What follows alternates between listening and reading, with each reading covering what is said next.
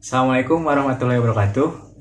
Jumpa lagi dengan saya Daris Hadianto di channel saya Daris Aquatic. Seperti biasa, kali ini saya akan membawakan konten akademik. Saya melanjutkan konten sebelumnya, yaitu tentang metode penelitian ya. Nah, kali ini saya akan melanjutkan sistematika artikel ilmiah yang ketiga, yaitu hasil dan pembahasan. Oke. Sebelum kita lanjutkan ke hasil dan pembahasan, ada baiknya Anda lihat terlebih dahulu, karena hasil dan pembahasan ini ada hubungannya dengan pendahuluan dan metode penelitian. Oke. Hasil dan pembahasan ini baik itu di artikel ilmiah, deskripsi, di tesis, di makalah dan sebagainya, itu menjadi bagian utama atau sering kita sebutlah misalnya itu jantungnya lah. Jadi bagus atau tidaknya kualitas karya Anda itu dilihat dari seberapa dalam Anda mengupas permasalahannya.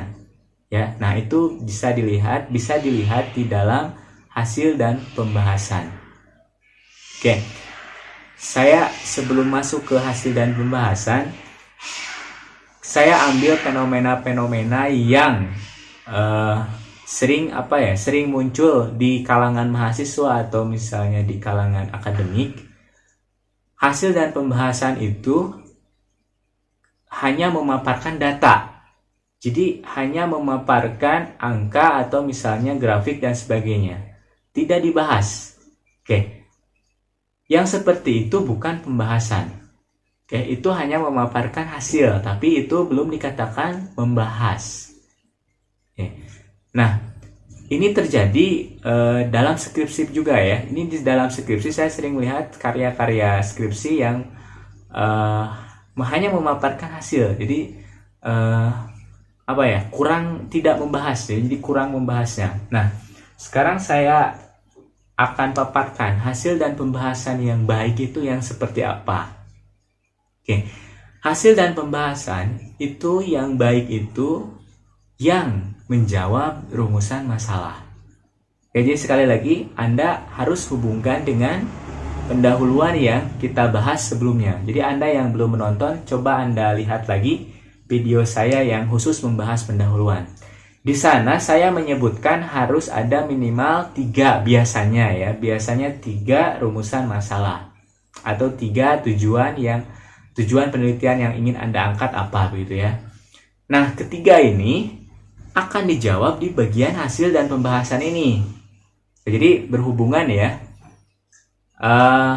Misalnya rumusan masalah yang pertama ya, saya ambil tadi kemarin judulnya itu misalnya membaca dengan memecahkan soal matematika.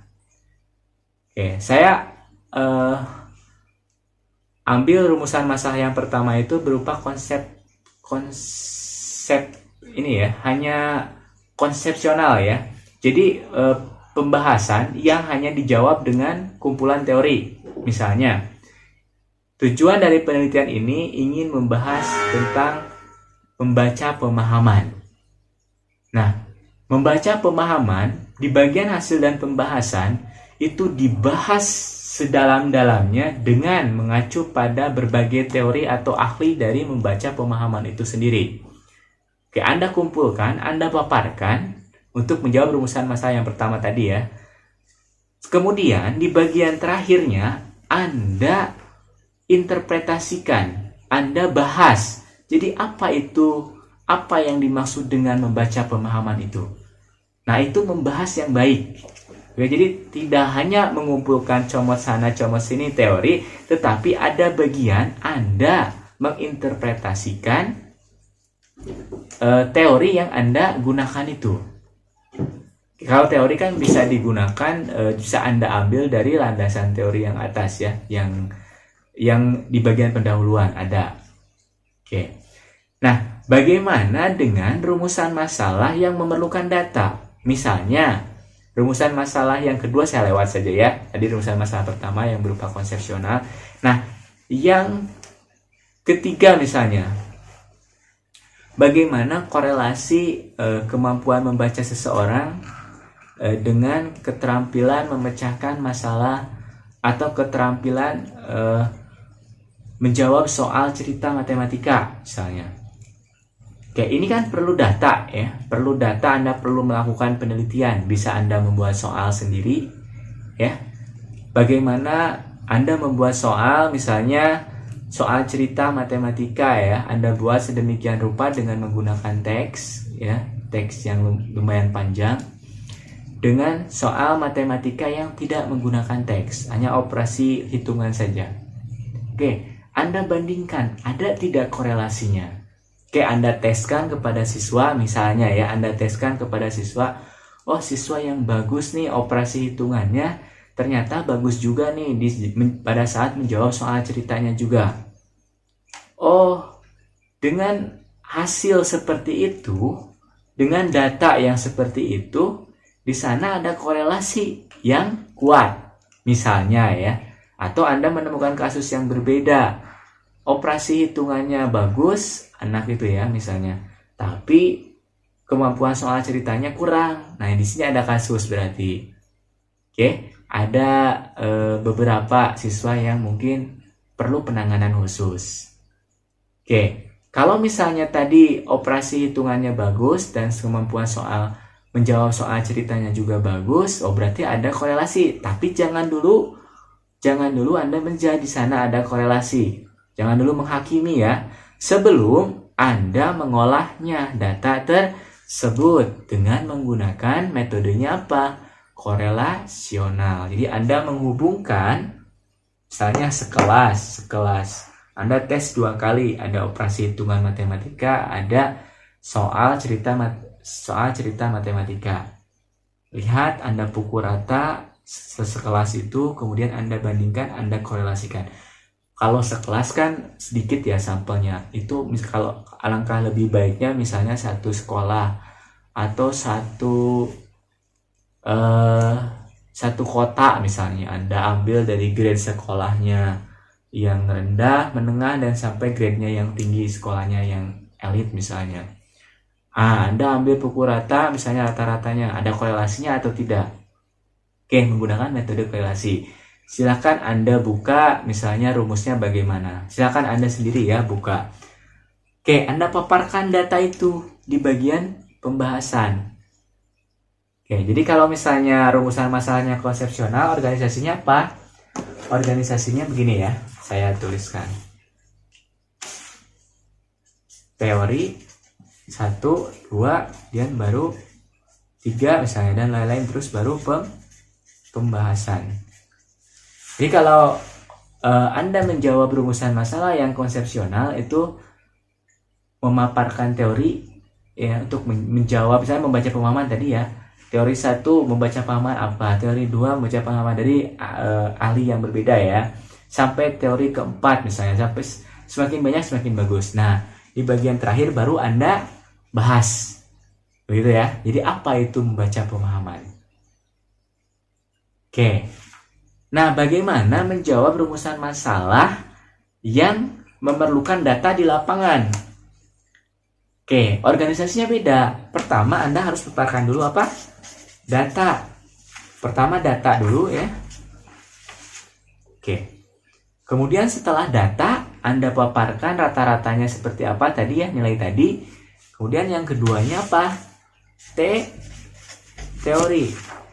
Oke, jadi setelah data, kemudian tadi kan teori 1, teori 2, kemudian pembahasan yang konsepsional. Nah, yang perlu data bagaimana? Data dulu paparkan. Data itu bisa berupa tabel, bisa berupa grafik, bisa berupa paragraf, teks, deskripsi, bisa berupa diagram dan sebagainya. Ya, terserah Anda, itu kebutuhan penulis. Nah, setelah data, Anda cari teori yang relevan, yang menyatakan, yang mendukung ya, untuk membenturkan data di atas. Yang mendukung data di atas. Misalnya nih, ada teori yang menyatakan, seorang siswa yang mempunyai kompetensi yang bagus dalam kemampuan membacanya akan otomatis misalnya otomatis kemampuan berhitungnya juga bagus. Ada teori yang menyatakan begitu misalnya ya. Nah, Anda ambil, Anda kutip, siapa yang menyatakan itu, cantumkan kutipannya. Ada teori yang lain misalnya dari ahli yang berbeda, Anda ambil juga. Misalnya kalimatnya berbeda tapi esensinya sama, tujuannya sama. Ambil lagi. Ada teori lain lagi, ambil lagi. Jadi setelah data Anda kumpulkan teori-teori untuk membenturkan. Nah, setelah Anda memaparkan teori untuk membenturkan data di atas, baru yang terakhir yaitu pembahasan. Ya. Maksudnya apa? Maksudnya data di atas setelah Anda paparkan, benturkan dengan teori. Apakah selaras atau tidak dengan teori? Jangan sampai pembahasannya begini. Data di atas selaras dengan teori ini. Sudah, jangan sampai seperti itu. Tapi Anda cari tahu kenapa bisa selaras. Faktor apa yang bisa membuat seperti itu. Gitu ya. Jadi Anda teliti, Anda kupas bahas secara dalam. Nah, kalau misalnya data di atas tidak sesuai dengan teori, jangan sampai data di atas tidak sesuai dengan teori ini. Jangan sampai seperti itu. Tapi Anda kupas juga, kenapa tidak sesuai, faktor apa yang menyebabkan tidak sesuainya. Itu ya. Nah, di bagian ini murni rangkaian kalimat Anda sendiri. Jadi bukan mengutip dari teori lagi. Inilah yang yang dikatakan membahas. Jadi bukan hanya pemaparan data, tapi membahas data, benturkan dengan teori, konfirmasikan bagaimana. Oke, itu bagian khusus pembahasan. Oke, sampai di sini ada pertanyaan. Kalau misalnya ada pertanyaan, boleh silakan ya. Ini saya khususkan untuk yang mahasiswa yang sedang mengerjakan tugas akhir atau tugas dosen, ya. Ini digunakan di skripsi, organisasinya seperti itu semuanya, yang bagus, ya. Mungkin bagaimana sih organisasi pembahasan yang bagus? Ini misal tergantung kampus mungkin ya, tapi organisasi secara umum itu seperti itu. Jadi harus ada tadi ya, kalau misalnya data, teori, pembahasan yang memerlukan data di lapangan. Oke, kalau ada pertanyaan atau komentar silahkan Anda komen di bawah ini. Kalau ada saran untuk mengupas materi selanjutnya silahkan, boleh. Misalnya, Pak, saya tidak mengerti bagian ini, boleh. Nanti saya akan kupas. Oke, ini saya khususkan untuk artikel ilmiah ya, tapi ini berlaku juga untuk yang lain. Oke. Silakan dukung kalau misalnya Anda merasa channel ini bermanfaat, silakan dukung dengan klik subscribe di bawahnya, kemudian klik like, komen kalau ada pertanyaan, dan jangan lupa konten selanjutnya saya akan membahas kesimpulan dan daftar pustaka. Jadi masih penting ya, supaya Anda tidak ketinggalan, silakan subscribe dan nyalakan notifikasinya.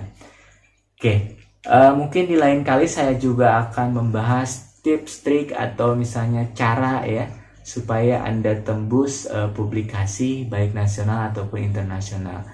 Silakan Anda ikuti terus channel ini. Terima kasih, sampai jumpa di lain kesempatan. Konten kali ini saya cukupkan sekian. Terima kasih. Wassalamualaikum warahmatullahi wabarakatuh.